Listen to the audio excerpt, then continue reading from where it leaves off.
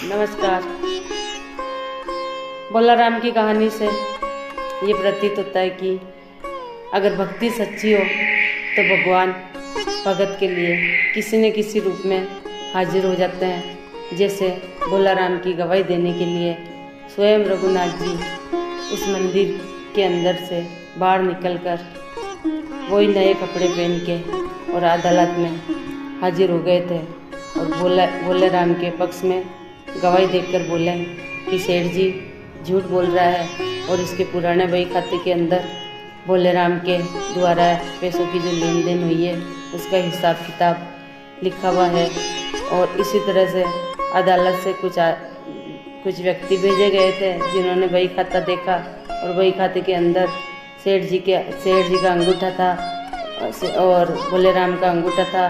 दोनों ने लेन देन करते समय अपने अपने अंगूठे लगाए थे और लगाने के बाद में ये हिसाब जो है नक्की किया। तो इसी तरह से बोलाराम ने सेठ जी को पूर्ण रुपया दे दिया था और रघुनाथ जी जो है अपने भगत को वहाँ से बेइज्जत बरी करा के घर लेके आ गए। ये कहानी ये बताती है कि किस तरह से भक्त और भगवान का एक प्रेम रूपी संबंध होता है जिसको हम स्वयं अपनी आस्था के द्वारा ही समझ पाएंगे।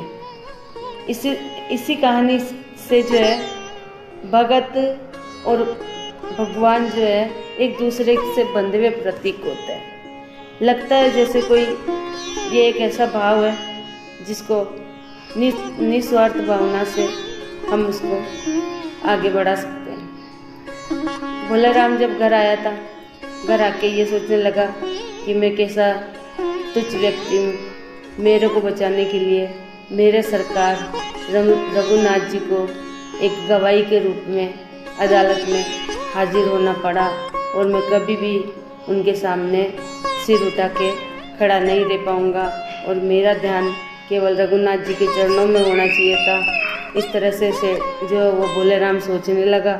बोलाराम फिर उसके बाद में कभी भी जो है उसने भगवान की मूर्ति के सामने आंख भर के नहीं देखा और बोलाराम का ध्यान हमेशा प्रभु के चरण कमल में ही रहता था और बार बार आंखों से नीर बहाता और भगवान के चरण धोता।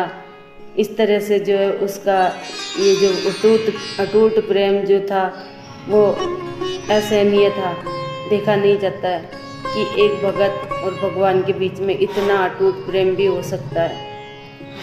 ये कहानी एक सच की विजय का भी प्रतीक है।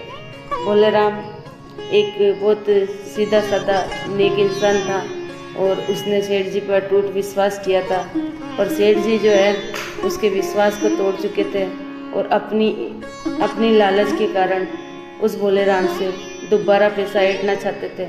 इसीलिए उन्होंने फर्जी रसीद लिखकर बोलाराम के हाथ में दी जिसकी बोलाराम को कोई खबर नहीं थी और बोलाराम ना पढ़ा लिखा व्यक्ति था। तो रघुनाथ जी को साक्षी मान के ये सारा लेन देन हुआ था और रघुनाथ जी ही बोलाराम को अदालत से बेइज्जत बरी करके लाए थे। तो दोस्तों, आपको मेरी कहानियाँ कैसी लगी? अगर आपको अच्छी लगी हो तो सुनिए और मुझे लाइक कीजिएगा और अगले भाग में फिर मिलते हैं एक नई कहानी के साथ जिसमें आस्था और धर्म से जुड़ी हुई अनेक पहलू, अनेक बातें जो है मैं आपके सामने रखूंगी और बताऊंगी कि आस्था में कितनी